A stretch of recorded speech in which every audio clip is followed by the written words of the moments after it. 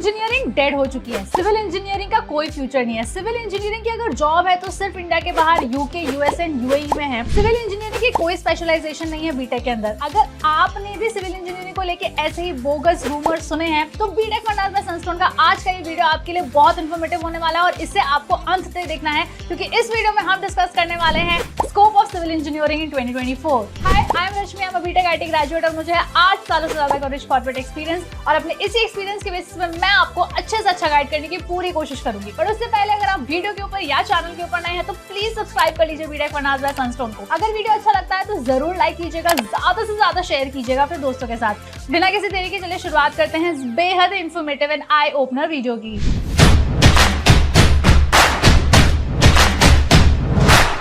तो जो पहला पॉइंट है वो है बैकबोन ऑफ सिविलाइजेशन। किसी भी सभ्यता को पनपने के लिए सिविल इंजीनियर्स की रिक्वायरमेंट होती है एंड इसीलिए civil engineering core branch of engineering consider की जाती है। सिविलाइजेशन के अंदर ही आपको सिविल वर्ड जो है वो नजर आ जाएगा, यानी कि जब हम बात करते हैं बेसिक नेसेसिटी की, जो है रोटी, कपड़ा और मकान, तो इस मकान को बनाने के लिए सिविल इंजीनियर्स की ही रिक्वायरमेंट होती है। तो अगर आप देखें कि 2024 है, उसके बाद सिविल इंजीनियरिंग का क्या स्कोप है, तो आप खुद ये समझ सकते हैं कि सिविल इंजीनियरिंग का स्कोप और डिमांड जो है वो हमेशा ही रहने वाली है। अगर हम सेकंड पॉइंट की बात करें तो ये है ग्रोइंग अर्बनाइजेशन। अगर हम शहरीकरण की बात करें तो आज की डेट में इंडिया की टोटल पॉपुलेशन का 30% पॉपुलेशन जो है वो शहरों में रहता है और ऐसा अनुमान लगाया जा रहा है कि 2025 में ये प्रतिशत 50% होने वाला है, यानी कि लोगों का जो पलायन है वो गांवों से शहर की तरफ हो रहा है। और इस शहरीकरण को मैनेज करने के लिए, मेंटेन करने के लिए सिविल इंजीनियर्स की रिक्वायरमेंट होने वाली है, ताकि वो सारी एमिनिटीज एंड इंफ्रास्ट्रक्चर प्रोवाइड किए जा सके उन पॉपुलेशन को जो शहरों की तरफ बढ़ रही है। जो तीसरा पॉइंट है वो है स्मार्ट सिटी मिशन। अगर आप नेशन बिल्डिंग एक्टिविटीज करना चाहते हैं, अगर आप भारत का निर्माण करना चाहते हैं या अगर आप गवर्नमेंट जॉब चाहते हैं तो सिविल इंजीनियरिंग से कोई अच्छी ब्रांच नहीं हो सकती है, क्योंकि गवर्नमेंट ऑफ इंडिया का ministry of housing and urban affairs का एक स्मार्ट सिटी मिशन जो है वो लॉन्च किया गया है प्रधानमंत्री द्वारा, जो एक गोल्डन अपॉर्चुनिटी है हर उस इंसान के लिए जो सिविल इंजीनियरिंग करना चाहता है 2024 में। Point number 4, growing interest of investors. अगर हम कोविड-19 के बाद की बात करें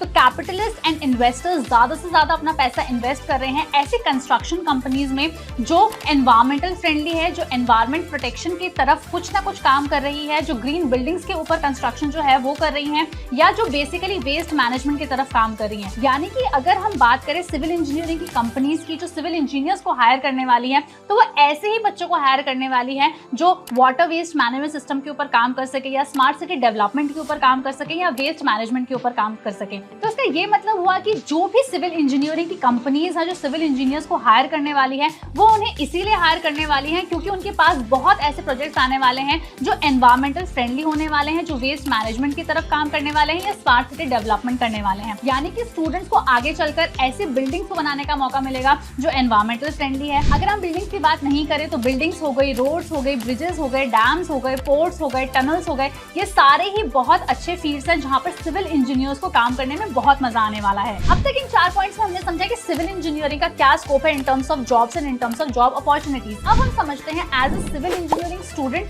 आपके लिए किस तरह से दिखने वाला है। तो अगर हम सिविल इंजीनियरिंग स्टूडेंट्स की बात करें तो यहाँ पर आप सिविल इंजीनियरिंग के अंदर कई सारे स्पेशलाइजेशंस कर सकते हैं, यानी कि जो सिविल इंजीनियरिंग आप समझ रहे थे 1 या 2 दशक पहले पढ़ाई जा रही थी वो कंप्लीटली डिफरेंट है, क्योंकि नए स्पेशलाइजेशंस की वजह से आप सिविल इंजीनियरिंग को आज के जमाने में समझ सकते हैं और इंप्लीमेंट कर सकते हैं। तो यहाँ पर जो स्पेशलाइजेशन है, इन स्पेशलाइजेशन में 3D प्रिंटिंग हो गया, या स्मार्ट सिटीज हो गया, सस्टेनेबिलिटी इंजीनियरिंग हो गया, green technology and sustainability engineering हो गया, या फिर स्मार्ट सिटी डेवलपमेंट हो गया। ये सारी जो चीजें हैं ये आप पढ़ सकते हैं एज ए स्पेशलाइजेशन। इसके अलावा भी 7 और 8 स्पेशलाइजेशन सिविल इंजीनियरिंग स्टूडेंट्स के लिए जो है वो दिए गए हैं AICTE की तरफ से इन द ईयर 2023 एंड 2024।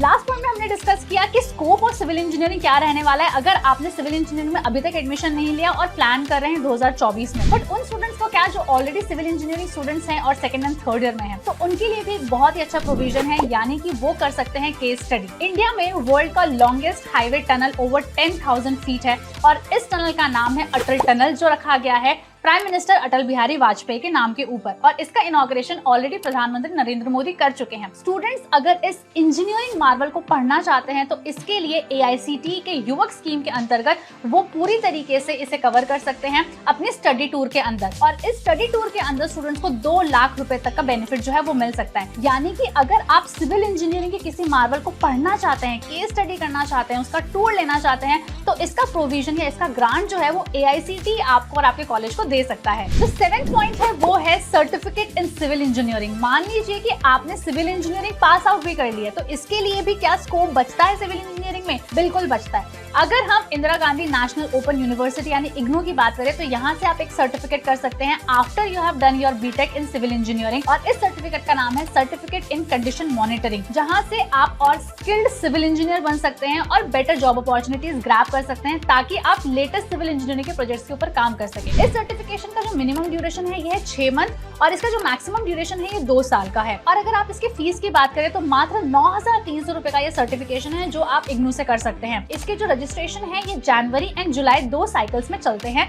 1 साल के अंदर। और अगर आपको ये वीडियो अच्छा लगा है तो प्लीज लाइक कीजिएगा, ज्यादा से ज्यादा अपने दोस्तों के साथ शेयर कीजिएगा जिन्हें सिविल इंजीनियरिंग में अपना करियर बनाना है। अगर कोई भी डाउट फिर भी रह गया तो प्लीज मुझे कमेंट करके बता दीजिए। जाने से पहले प्लीज सब्सक्राइब कर लीजिए BTech फंडास बाय सनस्टोन को, और मेरा वादा है कि अगली वीडियो में मैं एक बहुत ही अच्छे टॉपिक के बारे में बात करूंगी। तब तक के लिए प्लीज अपना ख्याल रखिए। Thank you.